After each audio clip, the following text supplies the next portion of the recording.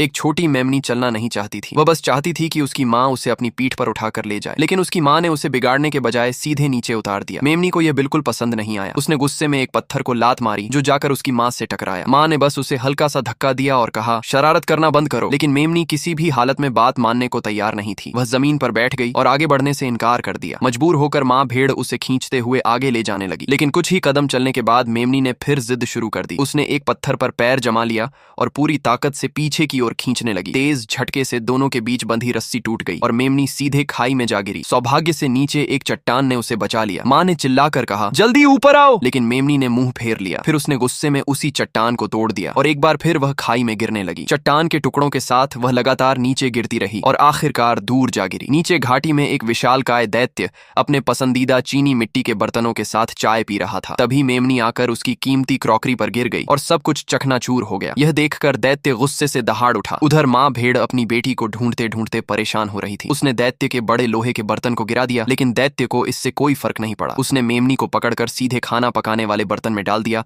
और ढक्कन बंद करके भट्टी में रख दिया। इसके बाद उसकी नजर टूटे हुए बर्तनों पर गई। वह बहुत दुखी हुई, लेकिन जब उसने देखा कि उसका सबसे पसंदीदा सेट नहीं टूटा है तो उसे थोड़ी राहत मिली। फिर उसने नया चाय सेट निकाला और दोबारा चाय बनाने लगी। तभी अचानक चिमनी हिलने लगी। अगले ही पल पूरी चिमनी गिर गई और असली शरारती सामने आ गई, वही मेमनी। हैरानी की बात यह थी कि भट्टी में बंद होने के बावजूद वह बाहर निकल आई थी, लेकिन दैत्य ने तुरंत उसे पकड़ लिया और कटिंग बोर्ड पर दबा दिया। उसने बड़ा चाकू उठाया ही था कि अचानक कुछ ऐसा हुआ जिससे वह घबरा गई। वह भागकर अपने चीनी मिट्टी के बर्तनों को सुरक्षित जगह रखने लगी। मेमनी ने तुरंत उसकी कमजोरी समझ ली। वह काउंटर पर कूद गई और एक एक करके बर्तन तोड़ने लगी, एक फिर दूसरा। अपने कीमती बर्तनों को टूटते देख दैत्य का गुस्सा 7वें आसमान पर पहुंच गया। वह सीढ़ी लेकर ऊपर चढ़ने लगी, लेकिन मेमनी भी हार मानने वाली नहीं थी। वह फुर्ती से दूसरी तरफ कूद गई और एक रस्सी काट दी। तुरंत 3 बड़े बियर के पीपे नीचे गिर पड़े। कुछ ही पलों में पूरा घर अस्त व्यस्त हो गया। फिर मेमनी उस अलमारी पर जा पहुंची जिसमें दैत्य की सबसे कीमती क्रॉकरी रखी थी। यह देखकर दैत्य के होश उड़ गए। वह घुटनों पर बैठकर विनती करने लगी, कृपया नीचे आ जाओ। लेकिन मेमनी ने उसकी एक न सुनी। उसने अलमारी पर जोर जोर से पैर पटकने शुरू कर दिए। 1 बार, 2 बार और फिर पूरी अलमारी टूट कर बिखर गई। अब दैत्य पूरी तरह टूट चुकी थी। उसने मेमनी की तरफ देखना तक बंद कर दिया। वह बस अपने टूटे हुए खजाने के लिए दुखी बैठी रही। मेमनी ने पहली बार उसे इतना उदास देखा। उसे अपने की पर पछतावा होने लगा। वह जल्दी से कहीं भागी